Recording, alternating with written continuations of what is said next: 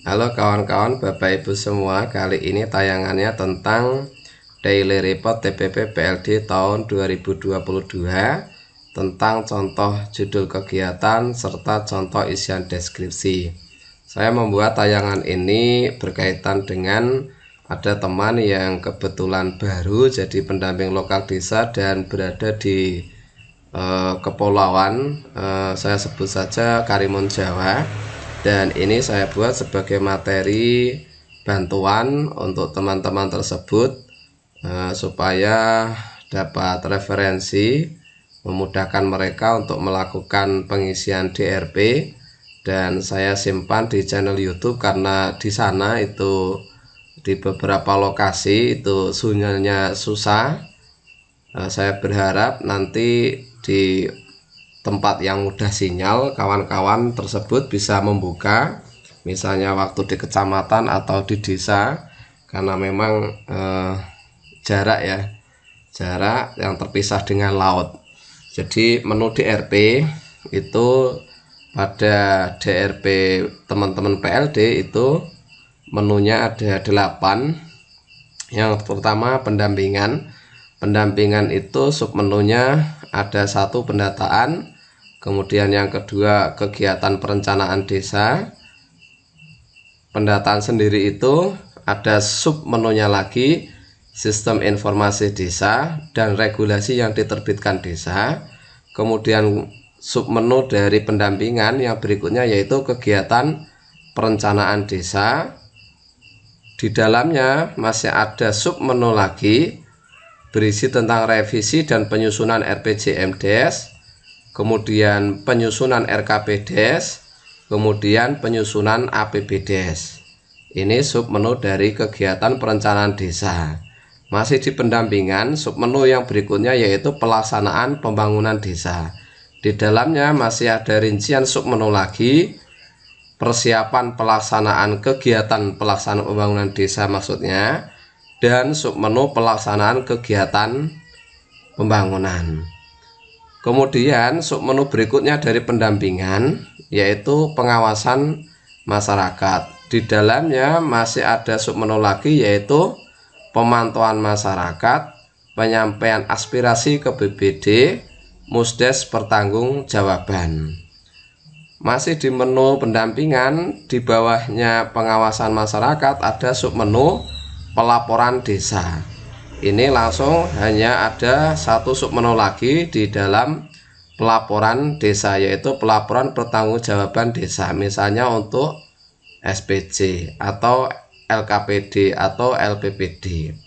Kemudian di bawah pelaporan desa masih di menu pendampingan desa ada submenu fasilitasi lembaga kemasyarakatan desa.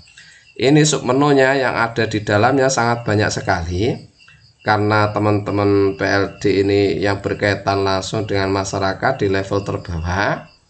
Ada submenu lagi fasilitasi RT, fasilitasi RW, fasilitasi PKK, fasilitasi Karang Taruna, fasilitasi LPM itu lembaga pemberdayaan masyarakat, fasilitasi Gapoktan atau Poktan, fasilitasi HIPA pengurus air atau P3A, fasilitasi HIPA pengurus air ini maksudnya sama ya.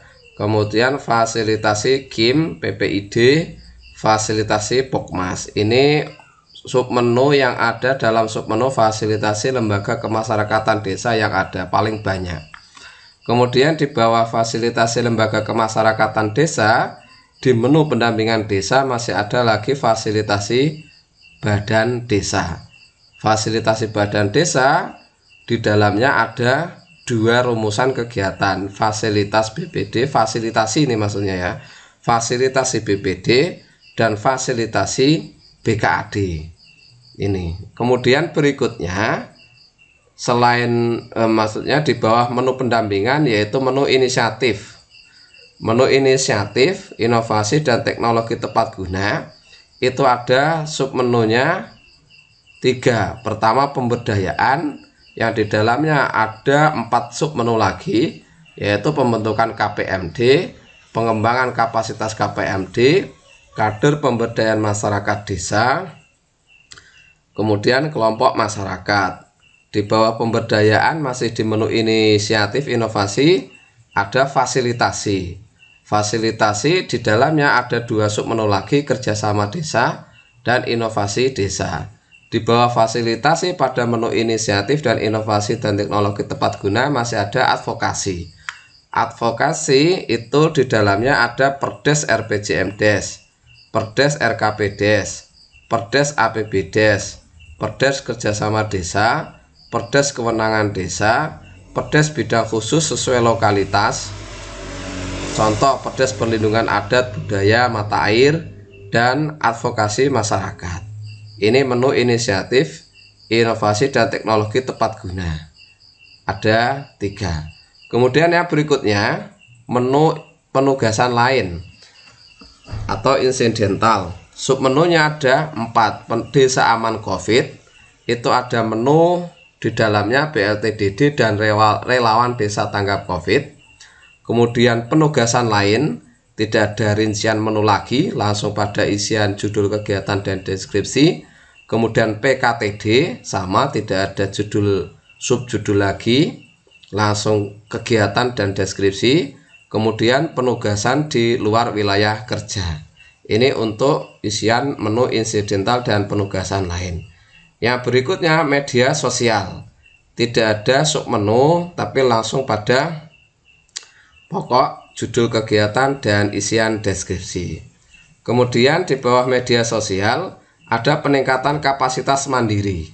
Ini contohnya, tapi nanti saja saya bacanya. Hanya pengenalan menu-menu dulu. Kemudian di bawah peningkatan kapasitas mandiri ada BUM Desa. BUM Desa submenunya ada Desa Wisata Nusantara yang langsung pada isian kegiatan dan deskripsi. Kemudian pendaftaran badan hukum langsung pada judul dan deskripsi. Kemudian peningkatan kapasitas bagi pengelola langsung pada judul dan deskripsi.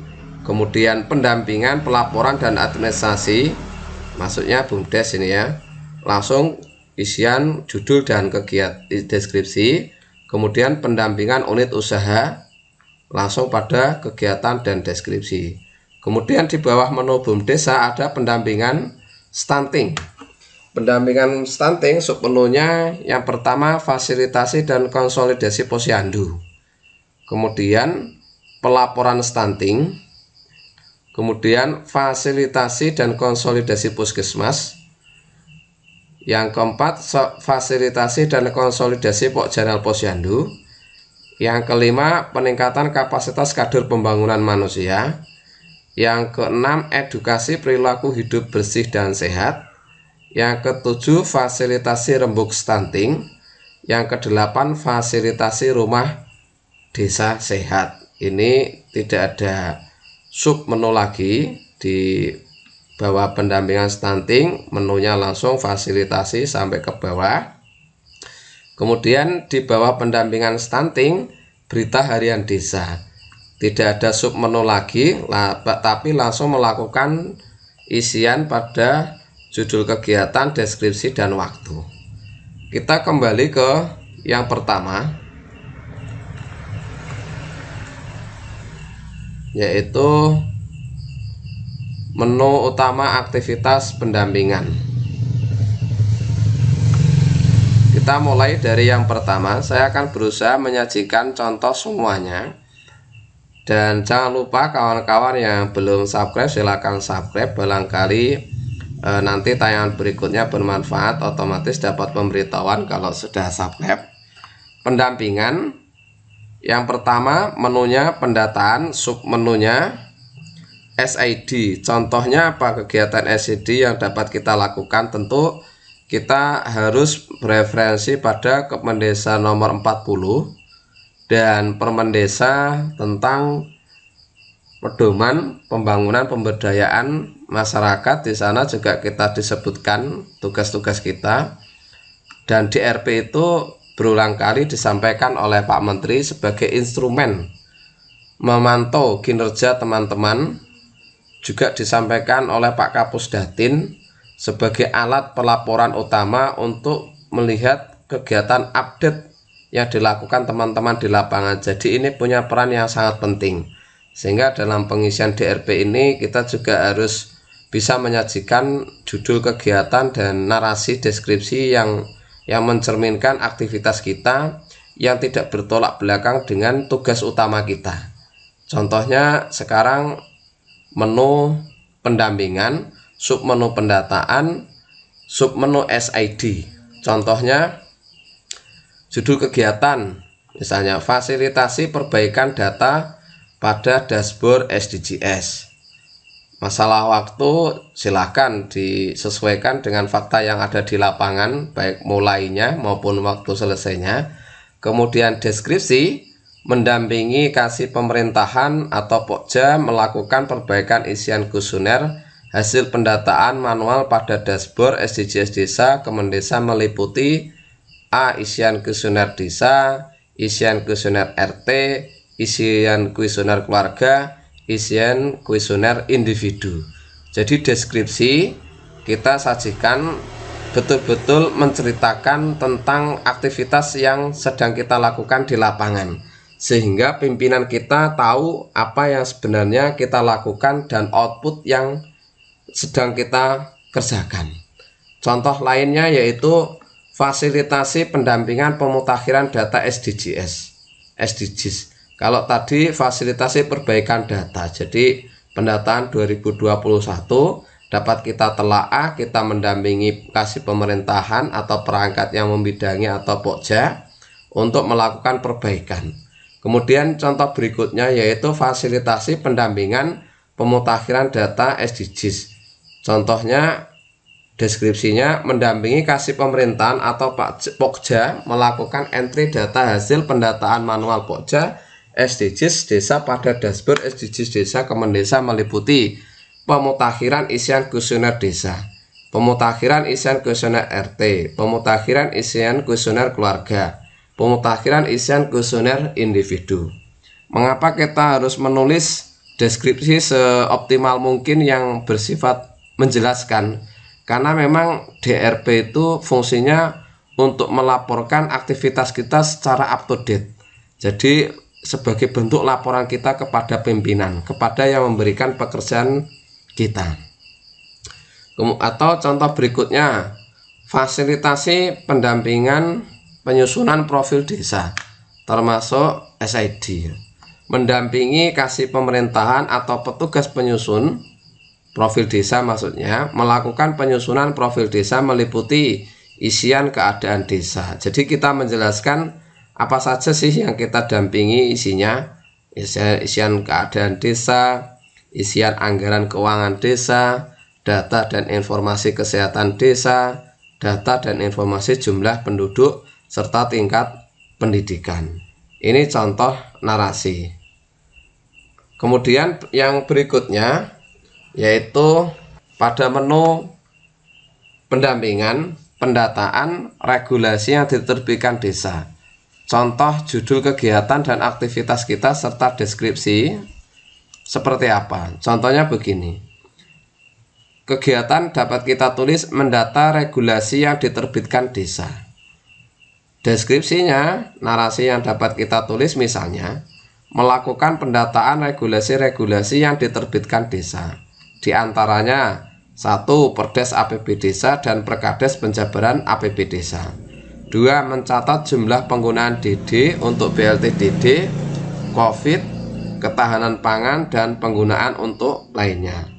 3. Mencatat Perkades penetapan BNBA KPM BLT DD.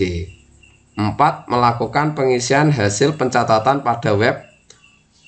Melakukan pengisian hasil pencatatan, maksudnya hasil pencatatan ini pada web MonFDD dan AppSheet. Nah, ini contoh-contoh yang dapat kita tulis pada kegiatan dan deskripsinya pada menu daily report, khususnya pada menu pendampingan, pendataan, SID, dan regulasi yang diterbitkan desa. Seperti ini. Atau yang regulasi yang diterbitkan desa saya tayangkan lagi. Sekali lagi bahwa kegiatan yang kita tuangkan dalam deskripsi ini narasinya harus relevan dengan tugas pokok fungsi kita sebagai pendamping desa sebagaimana rinciannya tertuang dalam Kepmen Desa nomor 40. Saya kira itu nanti akan saya lanjutkan untuk menu-menu berikutnya. Jangan lupa klik tombol subscribe supaya dapat pemberitahuan untuk tayangan berikutnya. Insya Allah pada akhirnya file-file ini akan saya lampirkan pada deskripsi untuk dapat di-download kawan-kawan semua. Sekali lagi terima kasih atas perhatiannya. Sekiranya tayangan ini bermanfaat, silahkan bagikan kepada teman-teman yang lain.